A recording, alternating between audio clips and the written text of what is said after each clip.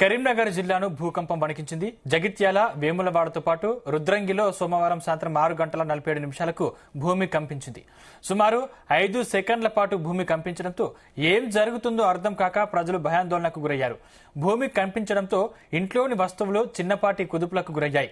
స్వల్ప భూకంపం కారణంగానే భూమి కంపించినట్లుగా స్పష్టమవుతోంది. అయితే ఈ భూకంపం తీవ్రత జిల్లా వ్యాప్తంగా ఉన్నట్లుగా సమాచారం. అయితే రిక్టర్ స్కేల్ పై భూకంప తీవ్రత 3.9గా నమోదైనట్లు సమాచారం.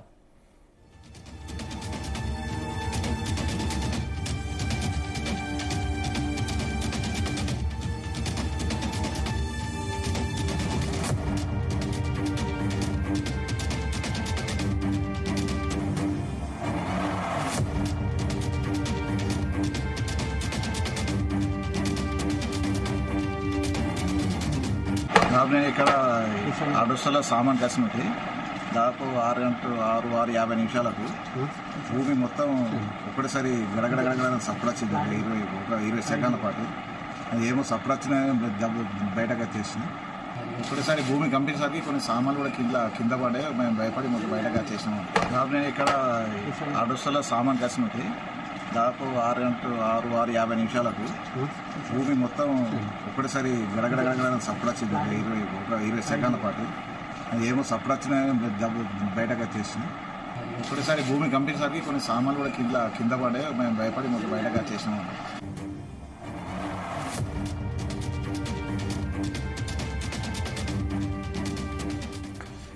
కరీంనగర్ జిల్లా వ్యాప్తంగా భూకంపం రిక్టర్ స్కేల్పై 3 తీవ్రతగా నమోదైనట్లు సమాచారం అందుతుంది. రైట్, ఇదే అంశానికి సంబంధించిన మరింత పూర్తి సమాచారం మా ప్రతినిధి గోపికృష్ణ అందిస్తారు. గోపికృష్ణ, తెలంగాణ రాష్ట్ర వ్యాప్తంగా కూడా ఈ రోజు సాయంత్రం కూడా భూకంపం అయితే 3 సెకండ్ల పాటు అయితే వచ్చినట్టు కూడా మనకు తెలుస్తుంది. ఇటు ఉమ్మడి కరీంనగర్ తో పాటు ఉమ్మడి ఆదిలాబాద్ జిల్లాలో మాత్రం ఈ భూకంపం అయితే 3 సెకండ్ల పాటు అయితే కంపించినట్టు కూడా మనకు అధికారులు అయితే పేర్కొంటున్న పరిస్థితి కనిపించింది. దాదాపు 3 సెకండ్ల పాటు భూమి కంపించడంతో మాత్రం తీవ్రత 3 సెకండ్ల పాటు భూకంపం తీవ్రత చోటు చేసుకున్న నేపథ్యంలో మాత్రం ఒక్కసారిగా ప్రజలు అయితే భయాందోళనకు అయితే గురైన పరిస్థితి మనకు కనిపించింది. ఇటు అస్ఫాబాద్ కేంద్రంగా 3.8 హెక్టార్లతో మన రేడియస్ తో మాత్రం ఇది భూకంపించినట్టు కూడా మనకు తెలుస్తుంది.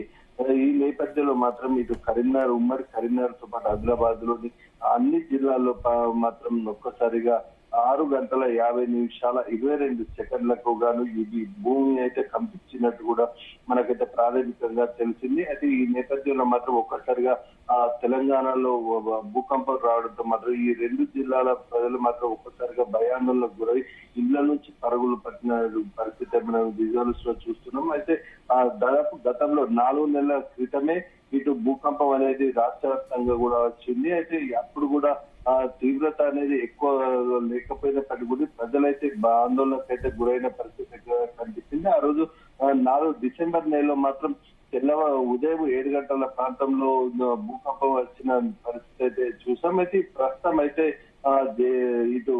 ప్రస్తుతం ఈ రోజు జరిగిన భూకంపం అయితే సాయంత్రం 6:50 అయితే జరిగినట్టు కూడా మనకు తెలుస్తుంది. అయితే రాష్ట్రంలో పలు ప్రాంతాల్లో మాత్రం భూమి కంపిస్తుందని మాత్రం ఏప్రిల్ 10న తేదీనే భూకంపాలపై మాత్రం పరిశోధనలు చేసే విశ్లేషకులు అయితే హెచ్చరించారు. నిపుణులు అయితే హెచ్చరించిన పరిస్థితి కనిపిస్తుంది.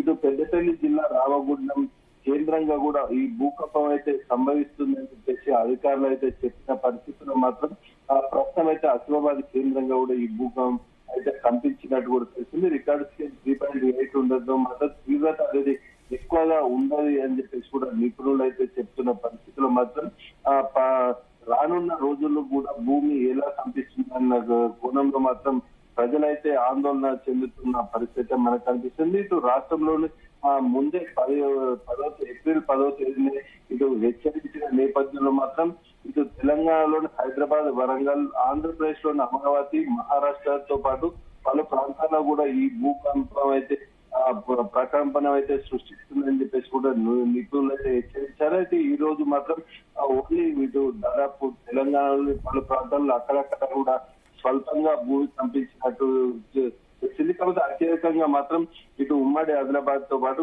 కరీంనగర్ జిల్లాలో మాత్రం బాగా ఇది భూకంపం అయితే ఎక్కువ చిన్న పరిస్థితి మనకు కనిపించింది. ఇటు ప్రజలు కూడా రానున్న రోజులు కూడా ఈ నిపుణులు హెచ్చరించిన నేపథ్యంలో మరింత రికార్డు తీవ్రత అనేది ఎక్కువ వచ్చే అవకాశం ఉన్నట్టు కూడా మనకు నిపుణులు అయితే చెప్తున్న పరిస్థితి కనిపించింది. ఇటు రామకుండం ఇటు సింగరేణి ప్రాంతం అయిన నేపథ్యంలో ఆ ప్రాంతంలో కూడా ప్రజలు కూడా ఎక్కువ మొత్తంలో అప్రమత్తంగా ఉండాలని కూడా నిపుణులు అయితే సూచిస్తున్న పరిస్థితి మనకు కనిపిస్తుంది.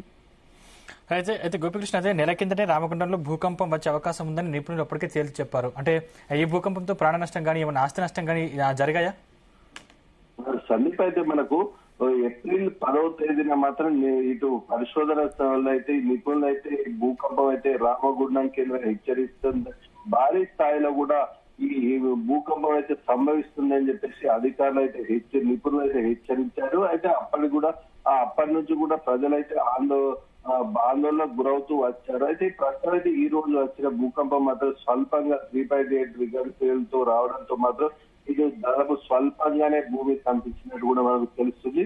దాదాపు 2-3 సెకండ్ల పాటే ఇది భూమి కంపించడంతో మాత్రం ఎటువంటి ఈ ఆస్తి నష్టం అయితే సంభవించిందని చెప్పేసి కూడా మనకైతే తాజాగా ప్రస్తుతం అయితే సమాచారం అందిన నేపథ్యంలో మనం విజువల్ లో చూస్తున్నట్టు దాదాపు కొంతమేర 2 సెకండ్ల పాటు 3 సెకండ్ల పాటు మాత్రం ఈ షివర్ అయితే అయింది.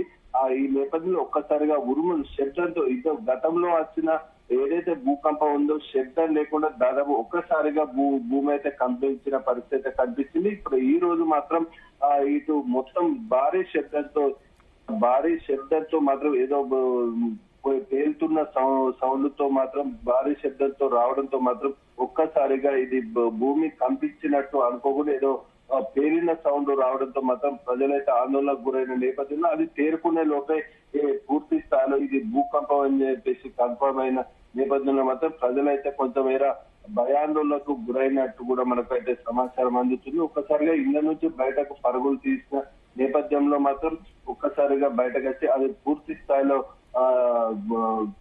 తెలుసుకున్న తర్వాతనే ఇళ్లకు పరుగులు పెట్టారు. దాదాపు కొన్ని చోట్లనైతే 2 సార్లు కూడా భూమి కంపించినట్టయితే మనకైతే ప్రస్తుతం అయితే సమాచారం అయింది. ఆ 2 సార్లు కూడా 2 సెకండ్ల పాటు కూడా ఇది భూమి కంపించినట్టయితే మనకు సమాచారం అవుతుంది. మరి కొన్ని రోజులు కూడా దాదాపు ప్రజలైతే అప్రమత్తంగా ఉండాలని కూడా ఇటు నిపుణులు అయితే ఇప్పటికి కూడా హెచ్చరిస్తున్న పరిస్థితులు అయితే ఇటు సింగరేణి పరిసర ప్రాంతాల ప్రజలు మాత్రం ఈ భూమి సంభవించడంతో మాత్రం ప్రజలైతే ఖచ్చితంగా అప్రమత్తంగా ఉండాలని కూడా సూచిస్తున్న పరిస్థితి మనకు కనిపిస్తుంది. Thank you Gopikrishna.